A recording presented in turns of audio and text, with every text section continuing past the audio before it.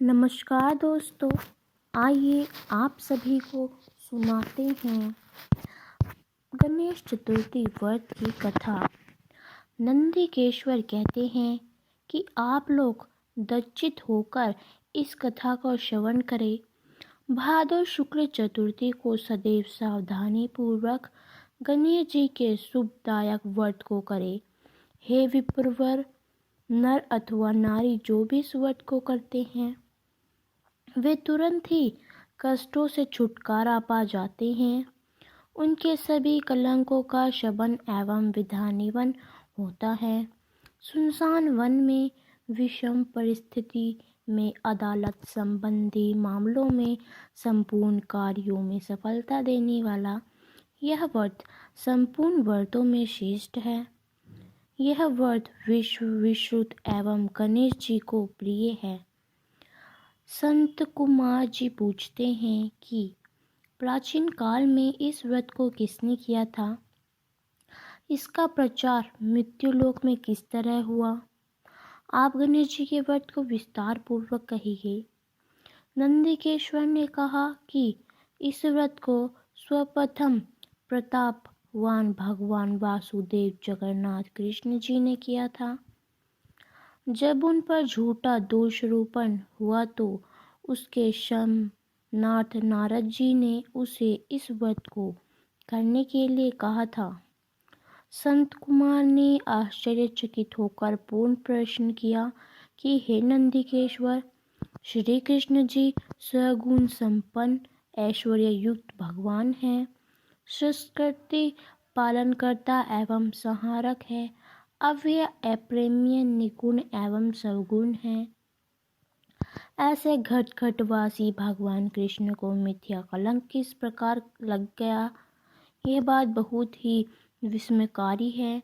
हे नंदिकेश्वर, आप इस उपाख्यान का वर्णन कीजिए। नंदिकेश्वर कहने लगे कि पृथ्वी का भार हरण करने के लिए भगवान मैं नाम विष्णु और हलधर बलराम जी ने वासुदेव के पुत्र में अवतार धारण किया था। मगध सम्राट जरासंध के बार बार आक्रमण करने के कारण कृष्ण जी ने विश्वकर्मा द्वारा समुद्र में स्वयं निमंत्रित दरिकोपवारी बनवाई।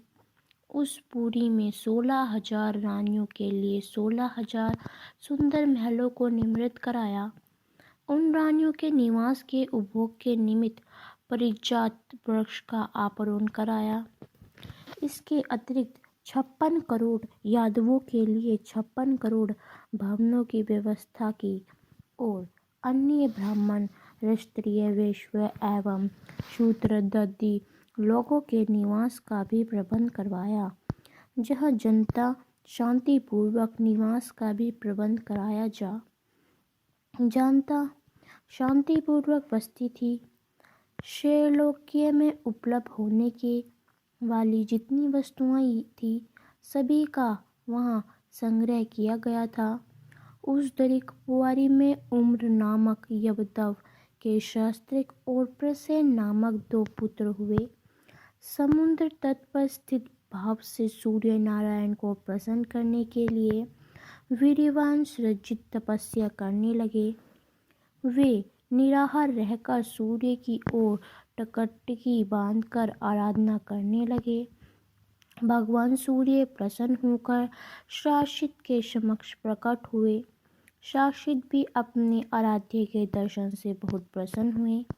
शासित स्तुति करने लगे कि हे तेजपुंज, हे स्वस्थ प्रकाशवान, हे काश्यप्य, हे ऋषिकेश, आपको मेरा बारंबार प्रणाम है। हे ग्रहराज, हे चंद्रमा को प्रकाशित करने वाले, हे वेदीय स्वरूप है, हे संपूर्ण देवों को अधिपति, आपको नमस्कार है। हे देवराज, आप मेरे पर प्रसन्न हो। हे दीपकार, आपकी कृपा दृष्टि मेरे ऊपर हो जाए। साक्षी जी की ऐसी स्तुति से भगवान सूर्य ने सराजित से शांत, गंभीर एवं मधुर वाणी में कहा कि हम तुम्हारे ऊपर बहुत प्रसन्न हैं। तुम्हारी जो अभिलाषा हो वह हमसे मांग लो। हे महाभाग्यशाली श्राजित, हम तुम्हारी आराधना से संतुष्ट हैं। अब तुम इस सुंदर रत्न को ले लो, यह देवों को भी अप्रिय है। ऐसा कहकर प्रसन्न मन से भगवान ने अपने कंठ से मणि उतारकर उसे दे दी।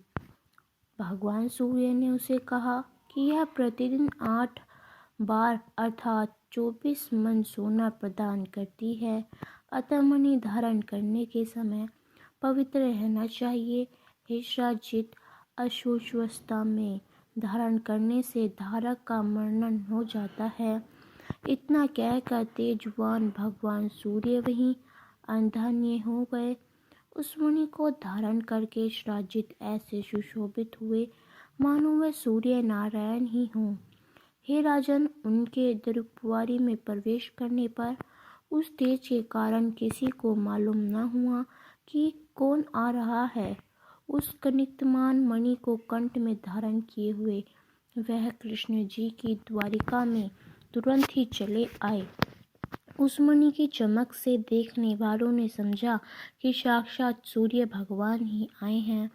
जब लोगों ने समीप आकर स्पष्ट रूप से देखा तो उनकी समझ में आया कि यह सूर्य नहीं है, ये तो श्राजित है, जो कंठ में मणि धारण करने के कारण सुशोभित हो रहे हैं।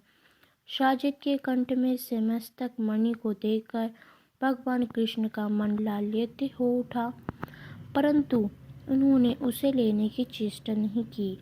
इधर श्राजित के मन संदेह उत्पन्न हो गया कि कहीं कृष्ण जी मुझे यह मणि मांग न ले।